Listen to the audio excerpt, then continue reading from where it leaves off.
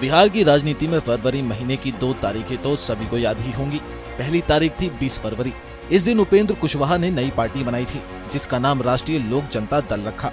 लेकिन उसके 4 दिन बाद यानी 25 फरवरी को ही बिहार के पूर्णिया में महागठबंधन की रैली हुई और इस रैली को देखकर सबको लगा कि इस बार बिहार के राजनीतिक अखाड़े महागठबंधन अपनी एक नई इबारत लिखेगा।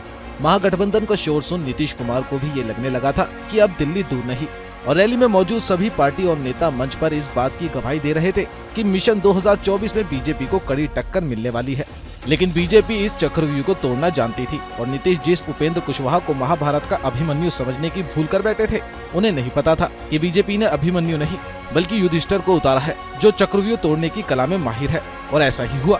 भले ही जेडीयू और आरजेडी को ये लग रहा होगा कि जो 18 नेता जेडीयू को छोड़ उपेंद्र कुशवाहा की आरजेएलडी पार्टी में शामिल हुए हैं उसमें कुशवाहा की चाल है, लेकिन नीतीश को अब ये समझ जाना चाहिए कि कुशवाहा तो बस एक नाम है, असली खेला तो बीजेपी ने कर दिया है।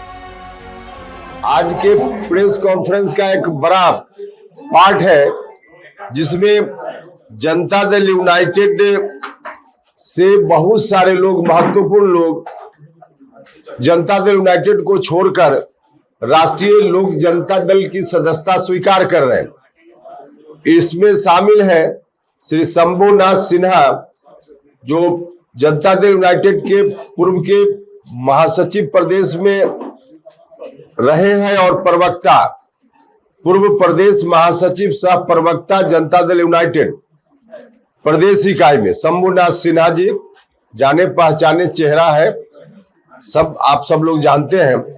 उनके अतिरिक्त बहुत सारे लोग हैं, कुछ नाम जिसकी सूची आपको दे भी दी जाएगी।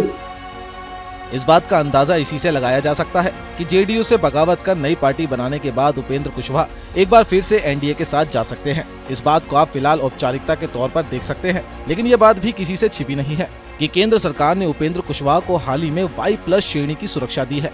बिहार में बीजेपी पर जो आरोप लगाए जा रहे थे वो अब सच साबित होते दिख रहे हैं कि बीजेपी के इशारे पर ही कुशवाहा ने जेडीयू से इस्तीफा दिया है और अपनी नई पार्टी बनाई है। भले ही महागठबंधन में शामिल कांग्रेस और वामपंथी पार्टियां राष्ट्रीय स्तर पर बीजेपी विरोधी पार्टियों के साथ समीकरण बनाने का इंतजार कर रही हो, लेकिन बीजेपी ने इस खेल की शुरुआत कर दी है और महागठबंधन की सबसे बड़ी पार्टी आरजेडी के नेता और करीबियों को सीबीआई के सवालों और ईडी की तलाशी में उलझाकर रख दिया है। और इस मुद्दे पर आरजेडी और जेडीयू दोनों ही दलों के नेता बीजेपी पर एजेंसियों के दुरुपयोग का आरोप लगा रहे हैं। तो वहीं दूसरी तरफ बीजेपी बिहार में जमीनी स्तर पर लोकसभा चुनावों की तैयारियों में जुटी है। अब देखना ये होगा कि नीतीश और तेजस्वी मिलकर महागठबंधन चाहते हैं या अपनी सत्ता, क्योंकि महागठबंधन पर भारी संकट मंडरा रहा है।